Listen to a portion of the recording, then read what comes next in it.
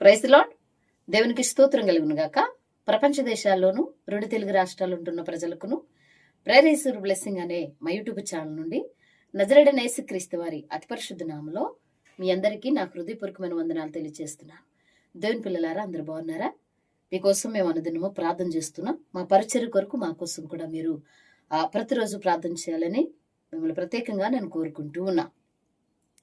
మంచిది దేవుని పిల్లలారా, ఈరోజు ఒక సంగతి కోసం మీ ముందుకు రావడం జరిగింది. అదేమనగా ఒక 2-3 రోజుల క్రితము ఒక సహోదరులు ఒక వీడియో చేశారు.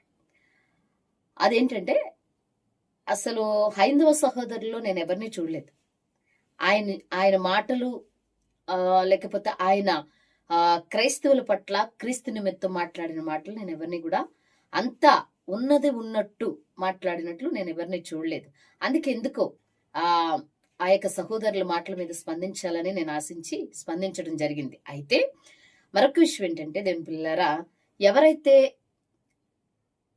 సనాతన మార్గాన్ని లేదా ధర్మాన్ని కాపాడుతానని చెప్పుకుంటూ క్రైస్తవుల మీద క్రీస్తు మీద విషం కక్కుతూ ఉన్నారో వాళ్ళని ఉన్నది ఉన్నట్లు ముఖం మీద దులపడం నేను చూశాను.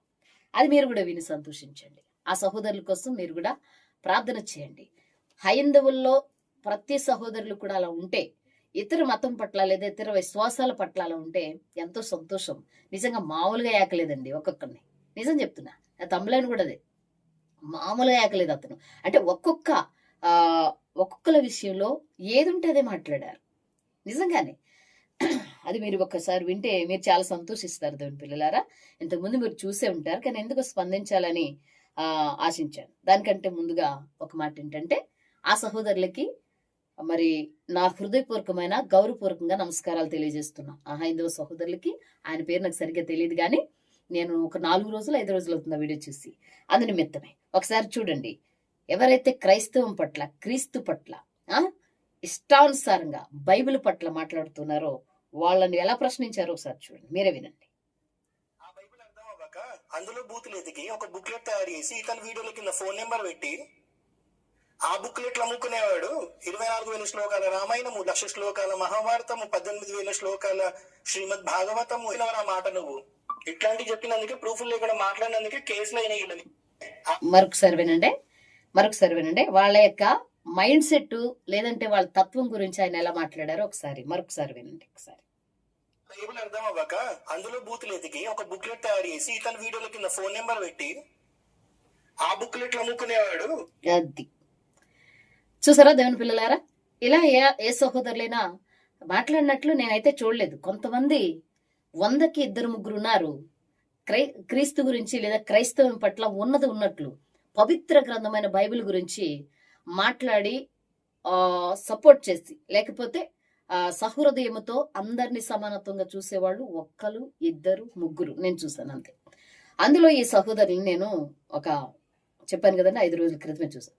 ఎంత చక్కని రీతిలో వారి యొక్క మనస్తత్వం, ఎవరు మనస్తత్వం మత్తు ఉన్మాదంతో రెచ్చిపోతున్నా, లేకపోతే బైబిల్ మీద బురద జల్లుతున్నా, క్రైస్తవుల పట్ల క్రీస్తుని నోటుకు వచ్చినట్టు మాట్లాడుతున్న వారి నిమిత్తమై వారు ఏ మైండ్ సెట్ తో, నిజంగా హైందవ సహోదరులారా, మీ అందరికీ నా గౌరవపూర్వక నమస్కారాలు తెలియజేస్తున్నాను. నిజంగానే హైందవ మార్గాన్ని లేకపోతే మీ సనాతన ఆ మార్గాన్ని కాపాడడానికి వీళ్ళొచ్చేలేదు. ఎవరైతే వీళ్ళు ఉన్నారో బైబిల్ మీద విషం కక్కుతూ కరుణాకర్ గారు కానివ్వండి, లలిత్ కుమార్ గారు కానివ్వండి, పార్వతీపురం పార్వతి కానివ్వండి, రాధవ మనోహర్ కానివ్వండి, ఆ తర్వాత ఆ యొక్క ఎక్స్ క్రిస్టియన్ ప్రవీణ్ కానివ్వండి, వీళ్ళందరూ కూడా, మళ్ళీ ఇంకొక ఆయన ఉన్నారు సత్యబాబు, ఆయన కూడా ఎక్స్పాస్టే, సత్యబాబు గారు కానివ్వండి, వీళ్ళందరూ కూడా నిజంగా హైందవ ధర్మాన్ని రక్షించి సనాతన మార్గాన్ని కాపాడి ఆ సనాతన మార్గ విలువలు తెలుసుకుని బ్రతికే వాళ్ళేం కాదండి. మిమ్మల్ని అందరినీ ఉద్ధరించడానికి వచ్చిన వాళ్ళ కానే కాదు. ఎందుకనంటే వాళ్ళు ఎందు నిమిత్తం వచ్చారో ఈ బ్రదర్ మాటల్లో చూసారో, అలాగే వారి క్రియల్లో కూడా మీరు చూస్తారు. మీకు అర్థమవుతుందండి. అలా రక్షించే వాళ్ళైతే నిజమైన హైందవ మనస్తత్వం కలిగి సనాతన మార్గం పట్ల ఒక బాధ్యత, ఒక శ్రద్ధ కలిగిన వ్యక్తులు ఇలా చేయరండి. పక్క ఉన్న వాళ్ళ విశ్వాసాన్ని కించపరుస్తూ, వాళ్ళు ఆరాధిస్తున్న దైవాన్ని దూషిస్తూ, కించపరుస్తూ, హేళన చేస్తూ, అనేకులకు బ్యాడ్ గా ప్రచారం చేసి పబ్బం గడుపుకునే వాళ్ళే వీళ్ళు, అంతే తప్ప సనాతన ధర్మాన్ని కాపాడే వాళ్ళు ఎవ్వరు ఉండరు. నిజమైన హైందవ క్రైస్తవులు ఉంటారు, అదే హైందవ సహోదరులు ఉంటారండి, ఎంత ప్రేమ కలిగి ఉంటారండి. మేము వాళ్ళ మధ్యలోనే ఉంటామండి నిజంగా. మేము ఇంచుమించు 15 సంవత్సరాల నుండి మా పరిచర్య వాళ్ళ మధ్యలోనే. హైందవ సహోదరులు ఒక్క మాటలో చెప్పాలంటే క్రైస్తవ సహోదరులు కొంతమంది కంటేను చాలా ప్రేమ కలిగిన వారండి. క్రైస్తవ సహోదరులు అందరూ అంటలేదండి నేను, కొంతమంది వారి కంటెను, దొంగలు ఉంటారు కదండి కొంతమంది మన క్రైస్తవులు కూడా, వాళ్ళ కంటెను కూడా చాలా మంచి హైందవ సహోదరులు ఉంటారు, కలిసిమెలిసి ఉండేవారు ఉంటారు. వాళ్ళ పని మీద వాళ్ళు చూసుకుని వెళ్తారు. ఎదుటి వాళ్ళని ప్రేమించాలనుకుంటే ప్రేమిస్తారు, సహాయం చేయాలనుకుంటే చేస్తారు, లేకపోతే వారి యొక్క నీతి మార్గంలో వాళ్ళు వెళ్ళిపోతూ ఉంటారు. కానీ వీళ్ళున్నారు చూడండి, ఇప్పుడు బ్రదర్ చెప్పారు, ఎవరి గురించి చెప్పారు, బైబిల్ గ్రంథమే అర్థం కాని వాడికి నిజంగానే సనాతన మార్గాన్ని కాపాడే తెలివితేటలు గాని జ్ఞానం గాని ఎక్కడ ఉంటుందండి? చాలా బాగా అడిగారు బ్రదర్, మీరు నిజంగా చాలా వందనాలు. నిజంగా చాలా చాలా నచ్చాయి మీ మాటలు. ఒకవేళ మీ యొక్క తాత్పర్యాలు, లేకపోతే మీ యొక్క ఆ ధర్మ మార్గము, లేకపోతే మీ యొక్క చర్య మీకు ఉంటుంది, కానీ అసలైన మాటలు మాట్లాడారు. నిజంగా చాలా హ్యాపీ అనిపించింది నాకు. నిజంగా మీకు కృతజ్ఞతలు తెలియజేస్తున్నాను నేను. ఎందుకనంటే వీళ్ళు ఎక్కువ బైబిల్లో ఉన్న, నిజంగా బైబిల్ అర్థం కాక అందులో బూతులు వెతికారని చెప్తున్నా. నిజంగా మీరు అట్లానే చేశారు. మంచి చాలా ఉంది కదా. ఇప్పుడు మనుషులు చేసిన అపరాధములు పట్టుకుని మీరు ఊరేగుతున్నారు.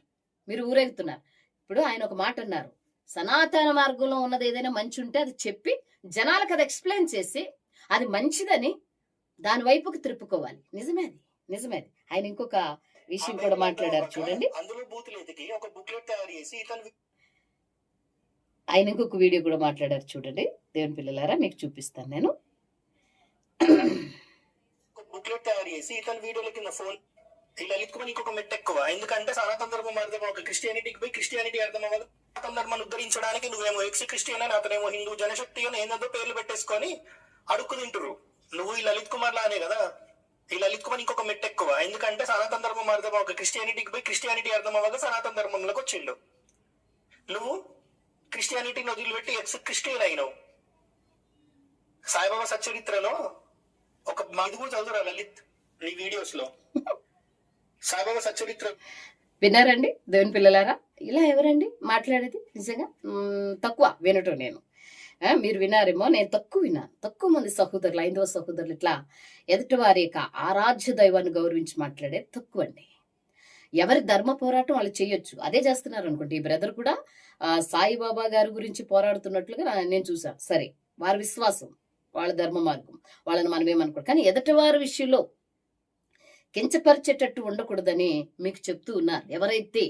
ఎవరైతే క్రీస్తుని, క్రైస్తవ్యాన్ని, బైబుల్ని తప్పు పడుతున్నారు, ఒకసారి తెలుసుకోండి. పబ్బు ఎట్లయినా గడుపుతుంది, పోషింపబడటం ఎలాగైనా వస్తుంది. అది ఓన్లీ క్రీస్తుని దూషించి, క్రైస్తవులను దూషించి క్రీస్తుని లేదా బైబిల్ గ్రంథాన్ని తప్పు పట్టి బ్రతకటమే మీరు నేర్చుకున్నారు, కానీ ఇక వేరే దారి మీకు లేదని ఆయన గుచ్చి మరీ చెప్తున్నాడు. నేను కూడా అదే చెప్తున్నాను. దేవుని పిల్లలారా, ఇంకొక మాట కూడా ఈయన చాలా బాగా మాట్లాడారండి. చాలా చాలా బాగా, అంటే నాకు చాలా నచ్చింది ఆ మాట కూడా. ఆయన ఏమంటున్నారంటే, ఆయన వీడియోస్ చూడండి, చాలా బాగా మాట్లాడారు ఆయన ఏమంటున్నారంటే, మీరు సనాతన మార్గాన్ని ఉద్ధరించేది ఏమి లేదు, అడుక్కుని బ్రతకటం తప్ప. అది నిజంగా సత్యమండి. వీళ్ళందరూ ఎంత దారుణంగా బైబిల్ గ్రంథాన్ని మాట్లాడుతూ ఇష్టానుసారంగా ప్రవర్తిస్తూ ఉన్నారండి. ఎందుకండి? ఏం కలిసి వస్తుందండి? ఏం కలిసి వస్తుందో చెప్పండి. లలిత్ కుమార్ గారు కానివ్వండి, కరుణాకర్ గారు కానివ్వండి, రాధా మనోహర్ అయితే ఇంకా దారుణం. వీళ్ళేదో ఒక మెట్టు తక్కువ ఆయన అన్నట్టు. రాధా మనోహర్ అయితే అన్ని మెట్లు ఎక్కి క్రీస్తుని, బైబిల్ని అయ్యి బాబోయ్ దారుణంగా మాట్లాడుతూ ఉన్నాడు. ఈ పార్వతి గారు ఇంకా ఘోరం, పాస్టర్లను తిట్టడం, బైబిల్ని దూషించటం, క్రైస్తవులు బైబిల్లో బూతులు ఉన్నాయంటాం. ఒక బైబిల్ మీకు అర్థం కాలేదు. నిజంగా సూపర్ ప్రశ్న అడిగారు ఆ బ్రదర్. ఒక బైబిల్ అది మహాప్రపంచం, మీకు అర్థం కాదు. అది మీకు అర్థం అవలేనట్టుండి మీకు ఏ మార్గం నచ్చిందో ఆ మార్గాన్ని ప్రకటించి ప్రజలకి మంచి చెప్పండి. అయ్యా, నీ దగ్గర మంచి ఉందనుకో, అది ప్రకటించు ప్రజలకి. అంతేగాని తెల్లవారితే బైబిల్ మీద, క్రైస్తవుల మీద, వారి యొక్క విశ్వాసం మీద మీరు వీడియోలు చేయటం, మాట్లాడటం, దూషించటం, ద్వేషించటం, మత కలహాలు రేపటం. ఆ ఎంత హింసిస్తున్నారంటే భగవంతుడు అనేవాడు ఒకడు ఉన్నాడు కదండి. అది మీ విశ్వాసంలో మీకు, మా విశ్వాసంలో మాకుని న్యాయం మనల్ని వదిలిపెట్టదండి. ఇప్పటికైనా మీరు తెలుసుకోవాలి, ఆ సహోదరులాగా గ్రహించాలని నేను తెలియజేస్తున్నాను. కానీ చాలా మంచి ప్రశ్న వేశారు. ఒక్క బైబిల్ అర్థం కాక బూతులు వెతికారండి మీరందరూ. మనుషులు చేసిన అపరాధాలు ఎత్తి చూపిస్తున్నారు ప్రతి క్షణం కూడా. అది మీకు తగదని నేను తెలియజేస్తూ, ఆ సహోదరులకు మరొకసారి హృదయపూర్వకమైన వందనాలు తెలియజేస్తూ, మరి క్రైస్తవ దేవుని పిల్లలారా, ఇలాంటి వాళ్ళ కోసం ప్రార్థన చేయండి. ఉన్నట్టు మాట్లాడితే ఈ సమాజంలో చోటు ఉండదు. మీకు తెలుసు ఆ విషయం. ఉన్నట్లు ఎవరైనా మాట్లాడారా ఇంకంతే, వాళ్ళకి శత్రువులు పెరిగిపోతారు. ఆల్రెడీ కరుణాకర్ గారు ఇందాక వీడియో చేశారు. దాని మీద కూడా అదే నాకు సమయం ఉంటే కంపల్సరీ మాట్లాడతాను. దేవుని పిల్లలారా గమనించండి, ఆ సహోదరుని కొరకు ప్రార్థన చేయండి. అలాగే అందరూ గ్రహించి ఈ భారతదేశం సమాధాన స్థితి కలిగి బ్రతకాలని ఎవరి విశ్వాసము, హైందవ సహోదరులు వారి విశ్వాసం, ముస్లిం సహోదరులు వారి విశ్వాసం, క్రైస్తవులు వారి విశ్వాసాలు కొనసాగాలని, శాంతి భద్రత కల్పించాలని, అందరిని గ్రహించాలని నేను తెలియజేస్తున్న మాటలు ముగిస్తాను. Praise the lord.